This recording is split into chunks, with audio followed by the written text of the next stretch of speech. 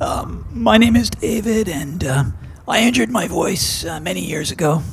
I used to sing in the march here, and I'm going to say my testimony in French today. Est-ce qu'il y a du monde ici qui parle français, qui sont francophones? Okay. J'espère que tu peux entendre mon cœur.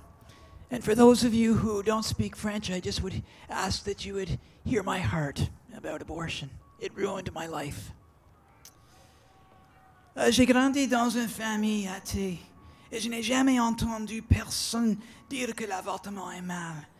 J'étais très ambitieux et j'avais un grand besoin d'attention.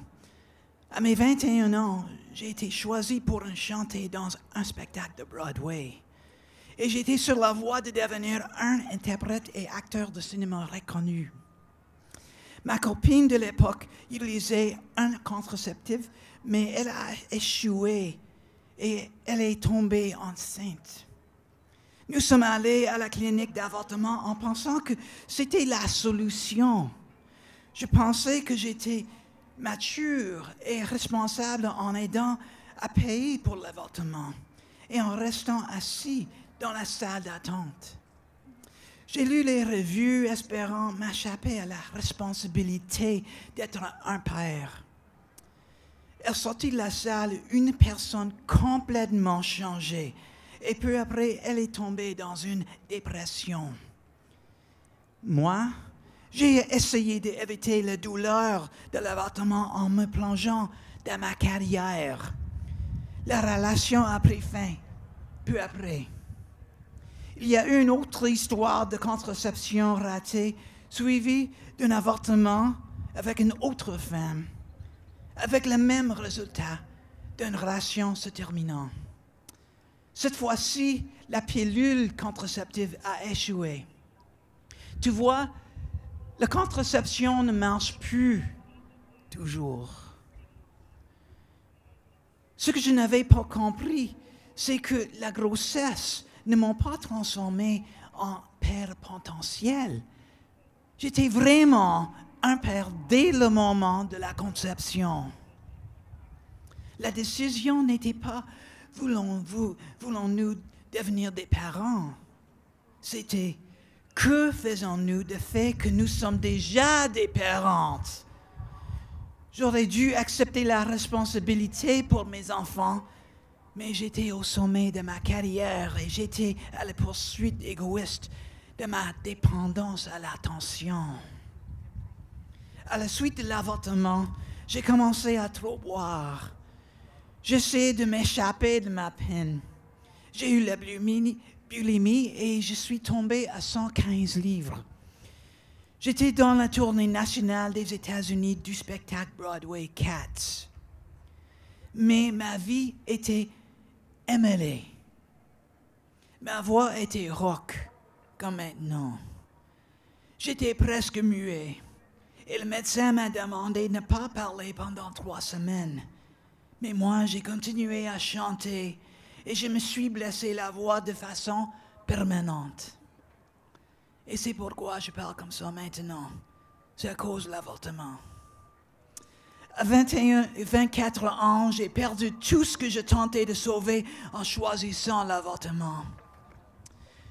Je suis demeuré avec la prise de conscience que j'avais sacrifié mes enfants sur l'autel de ma propre ambition.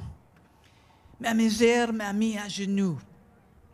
Après un long voyage spirituel, j'ai changé ma vie et j'ai accepté Jésus dans mon cœur et je suis finalement devenu catholique en 1995.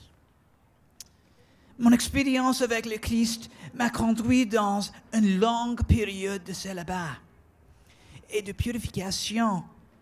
Mon rétablissement des avortements a commencé quand j'ai pris responsabilité de la gravité de ce que j'ai fait. J'ai participé à beaucoup de sessions de conseil et de nombreuses retraites, y compris Rachel's Vineyard. C'est bien en français, quand même en anglais, le Rachel's Vineyard.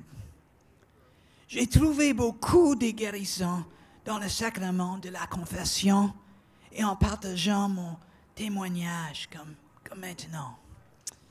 Il y a plusieurs années, pendant la prière, j'ai vu une image dans mon esprit d'un enfant, une petite fille marchant dans la rue.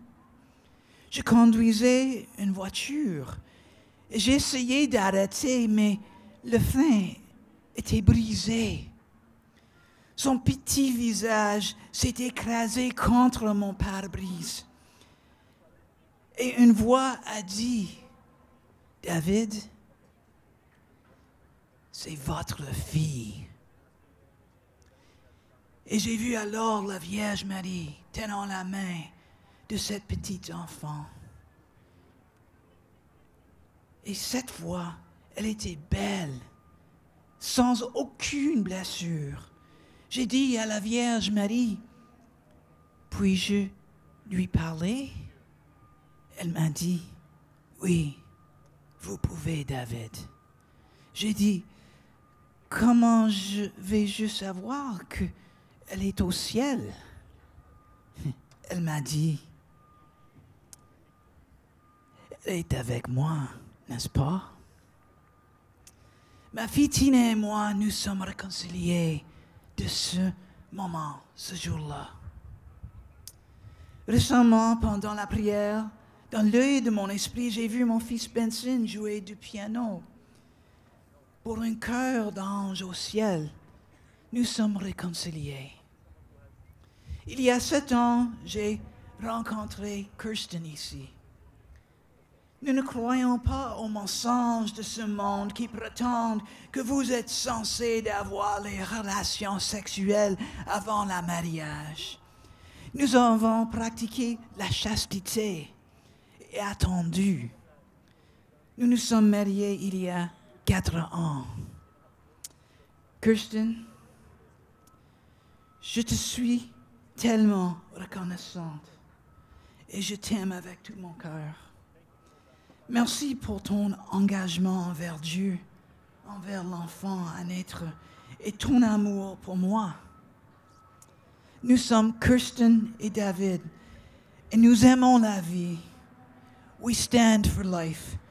C'est pourquoi nous ne sommes pas plus silencieux. And we are silent no more. Thank you.